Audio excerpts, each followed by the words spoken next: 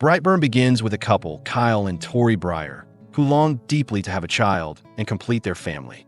One night, they're suddenly shaken by a loud crash and a violent power outage. In the middle of the confusion, Tori sees a strange red light glowing near their property. 12 years later, Tori is searching for her son, Brandon. That morning, she becomes concerned when she realizes he isn't in his room. She heads out to the barn and is startled when Brandon suddenly jumps out from his hiding spot.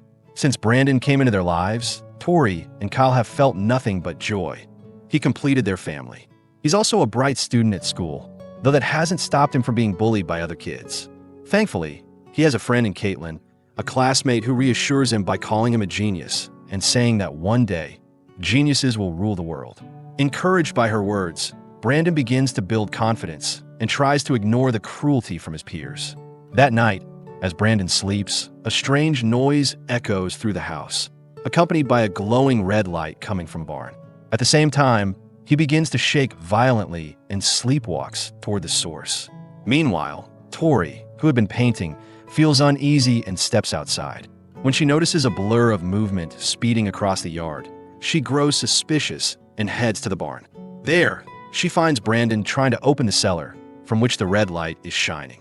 Alarmed, she quickly stops him and brings him back inside. The following day, while Kyle and Brandon are doing some woodworking together, it's revealed that Brandon is actually adopted. Despite that, Kyle and Tori love him unconditionally and treat him as their own. Kyle asks Brandon to mow the lawn while he runs to town to buy some seeds. While trying to start the lawnmower, Brandon accidentally flings it several feet away with surprising strength. Curious and disturbed by the strange events, he tests himself by placing his hand directly into the spinning mower blades. Nothing happens. His hand is completely unharmed. That evening, Kyle and Tori take Brandon to a local restaurant to celebrate his birthday with Tori's sister Marilee and her husband, Noah. As a gift, Noah gives Brandon a hunting rifle. Kyle, however, believes Brandon is still too young for such a dangerous gift and takes it away, which triggers an intense and unexpected reaction for Brandon. He becomes furious. Concerned, Kyle and Tori decide to leave early and head home. Later that night, Tori tries to calm Kyle down, explaining that Brandon's anger might just be part of growing up. They agree to take him camping the next day to spend more quality time together. As Brandon gets ready for the trip, Kyle notices something unsettling. Brandon bites down on a fork with such force that it bends in half. Meanwhile, Tori finds a booklet hidden in Brandon's room filled with provocative images and drawings of the female anatomy. Disturbed, she shows it to Kyle, and the two agree that it's time to have a talk with Brandon.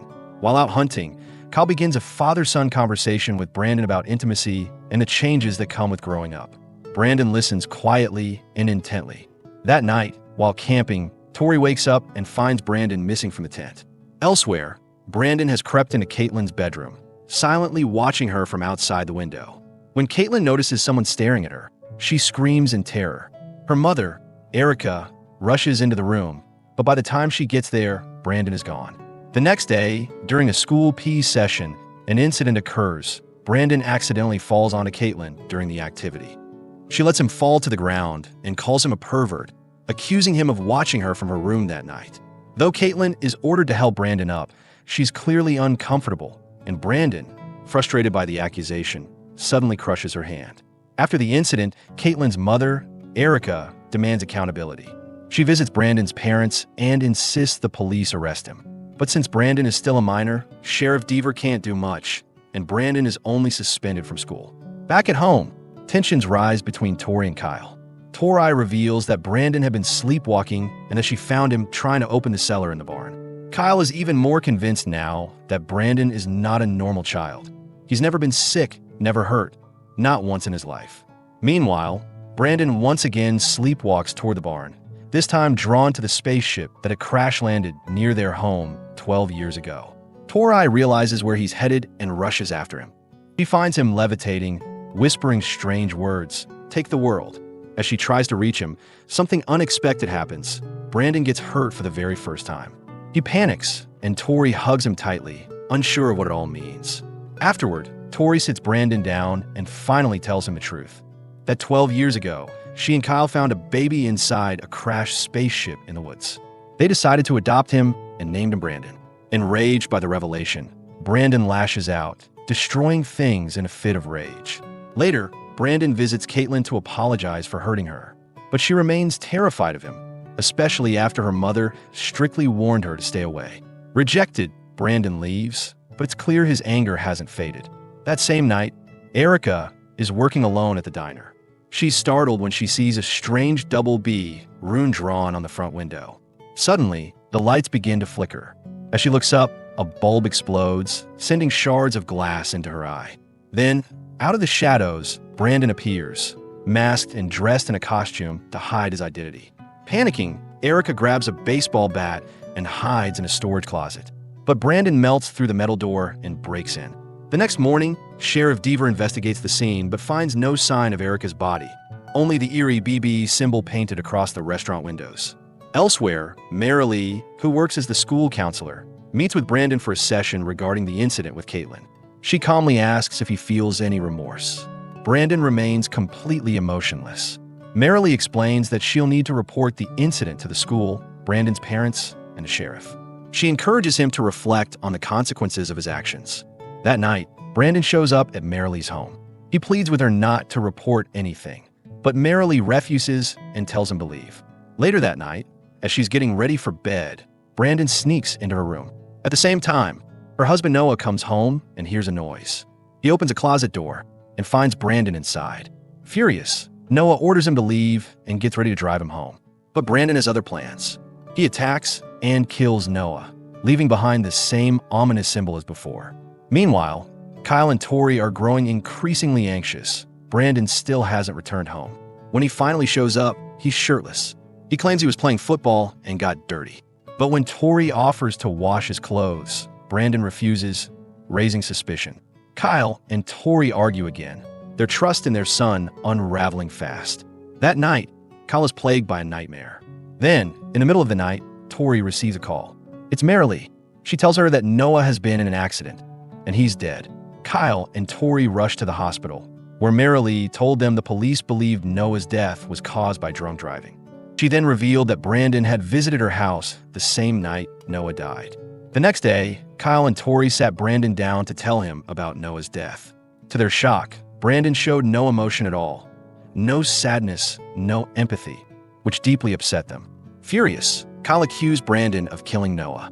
When he tried to restrain him, Brandon shoved him violently across the room. Later, Kyle sneaked into Brandon's room and discovered bloodstained clothes. He showed them to Tori, hoping she'd finally believe the truth. But Tori refused to accept that her son could be a killer. That night, Kyle apologized to Tori and suggested taking Brandon on a hunting trip, an excuse to reconnect and spend some quality time together. Tori, still hoping to heal their fractured relationship, agreed. The next morning, Kyle took Brandon deep into the woods. But instead of bonding, Kyle aimed his rifle at Brandon, intending to kill him. When he pulled the trigger, the bullet bounced harmlessly off the back of Brandon's head. Realizing what his father had tried to do, Brandon turned around and killed Kyle with his heat vision. Meanwhile, Sheriff Deaver made a breakthrough while investigating Erica's disappearance and Noah's death. He noticed the same strange double B symbol at both scenes. He began connecting the dots and deduced that the initials stood for Brandon Breyer. Sheriff Deaver rushed to the Breyer home to speak with Brandon. But when he arrived, Tori told him that Brandon and Kyle weren't home. Deaver showed her the BB symbol, asking if she'd seen it before. Tori lied and said no. Once he left, Tori went straight to Brandon's room. There, she found his notebook filled with drawings of the double B symbol, graphic sketches of murders, and a chilling message, "Take the world." Now terrified, Tori finally believed what Kyle had tried to warn her. She tried to call Kyle, but Brandon answered instead, implying that he had already killed his father and that she was next. Terrified, Tori called the police for help. That night, Brandon returned home and began tearing the house apart. Police quickly arrived, but Brandon slaughtered them all with ease. While hiding, Tori remembered the spaceship, the only thing that could hurt Brandon. She ran to the barn and found Erica's mutilated body. Grabbing a sharp fragment from a ship, she called out for Brandon. When he arrived, Tori gently told him how much she loved him, no matter what he had done. As she hugged him, she tried to stab him with the shard, but Brandon was ready. He stopped her easily, enraged by her betrayal. Brandon flew high into the sky with Tori, past the clouds, and then dropped her to her death. At that moment, a plane approached. Brandon intercepted it, crashing it directly into the farmhouse.